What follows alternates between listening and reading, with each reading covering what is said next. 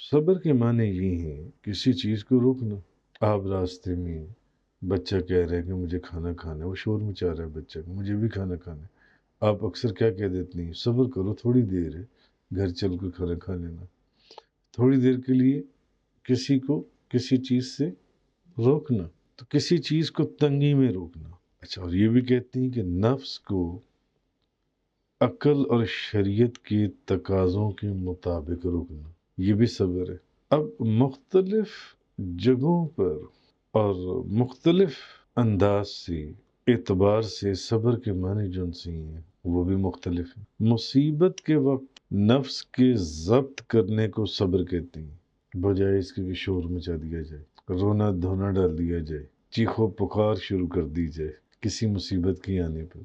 तो मुसीबत के वक़्त नफ्स की ज़ब्त करने को भी सब्र कहते हैं।